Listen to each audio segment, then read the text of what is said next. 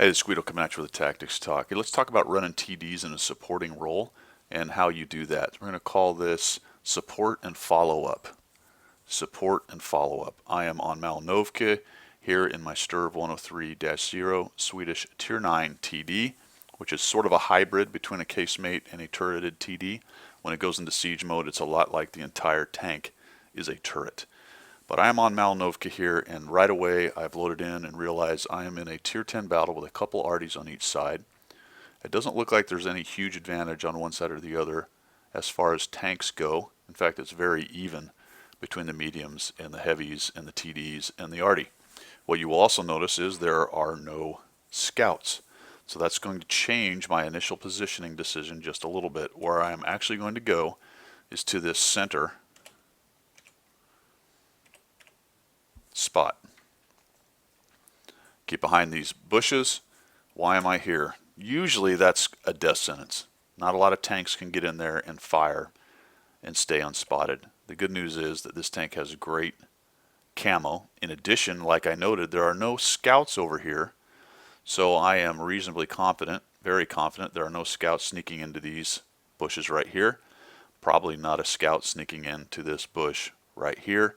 And while the 121 bat chat and especially the patents have pretty good view range, it's very unlikely they're going to get in here or even up to here without being seen. So I am going to go ahead and work this supporting spot right here. Show you what I'm doing with my camera, and right away we get some customers.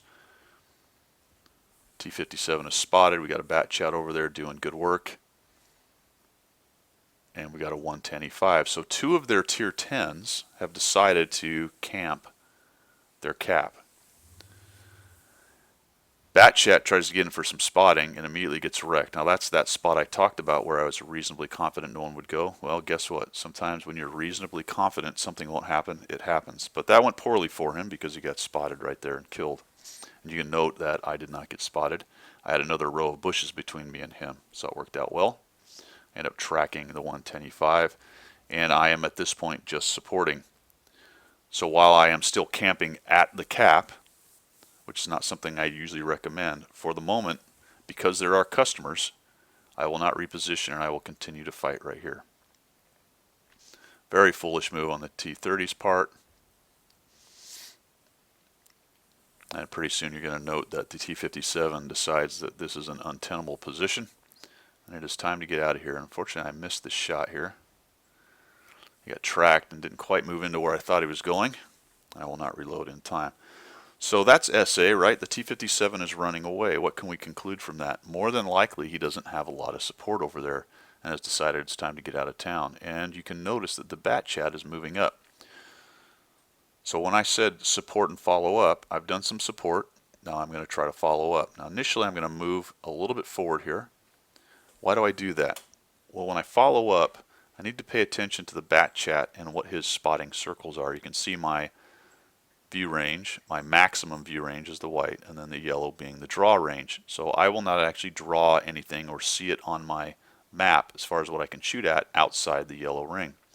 The bat chat has moved his yellow ring pretty far, and he's got some good spotting opportunities right there. So for the moment, because they are inside my draw range, I'm in a decent spot.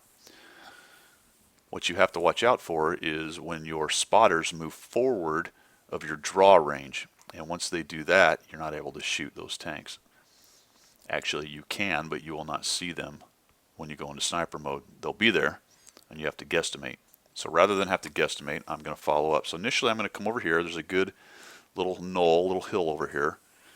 You'll notice that every time I do this, I have to go into travel mode and then back into siege mode. So you're going to notice that happening constantly for me this game.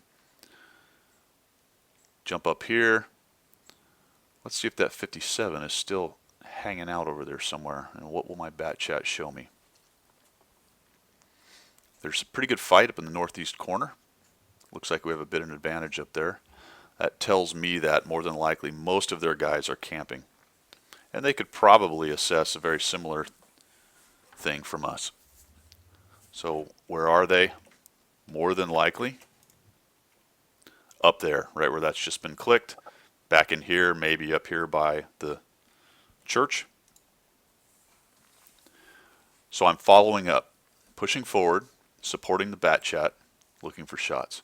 Get into a bush in the middle. Oh, look at that. There's one of them. Right in the dirt. That's a bummer. Now I'm going to do this several times. I'm going to take shots when guys go dark. I'm going to shoot.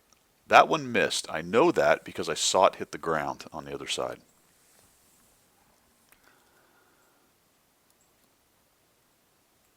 Just watching the bat chat still trolling around.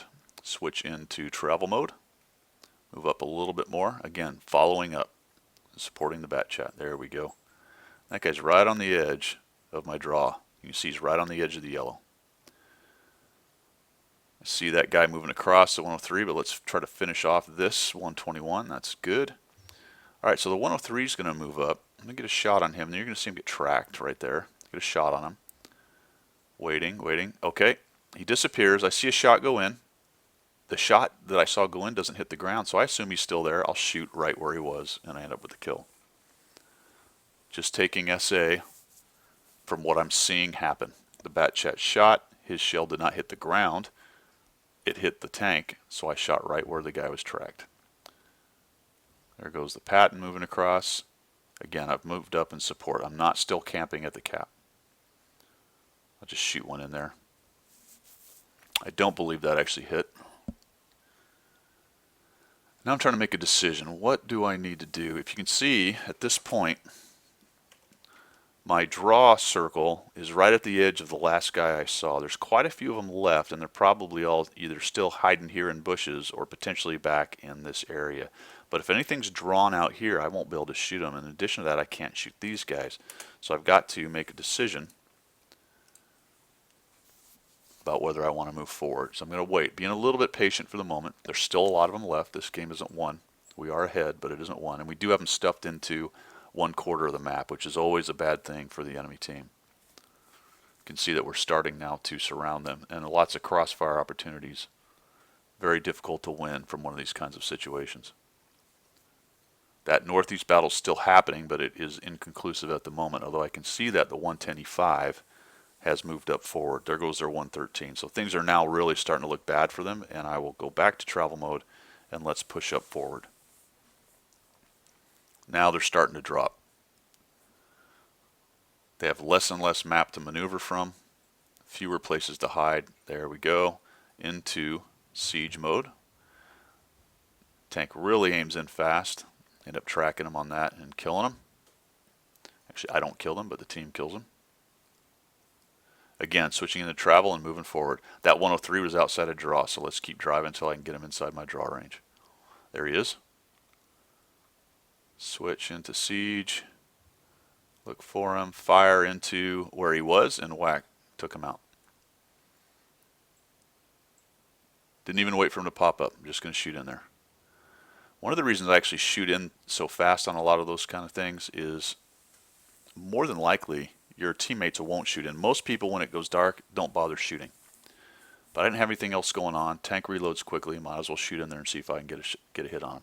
Now, I knew I was going to be spotted. There's two already. There's the big TD. That's fine. Let's just find him. This is clean up an aisle 2 time and get some more damage. So into siege mode. That guy dies. That guy dies. All right, where is the other? Artie, he just fired. Saw him hit the grill over there. He's in here somewhere. One of these guys will spot it. Let's see if we can sneak another shot in on him. There he is. Nice accurate gun. Whack. Those are 321. Wow, that was a low roll. And we end up winning that battle. I'm at about 3,800 damage, which is not the greatest game ever, but not bad. Started camping a bit, but supporting. There were targets to shoot, so I did so. Once those targets went away and I noticed my medium was moving up, I followed up. So that's what you should be doing with your TDs. Put your TD in a position to do damage and then follow up. Don't continue to sit back in the back and wait for the enemy to come to you. Move forward and look for shots. Well, I hope this helps, guys.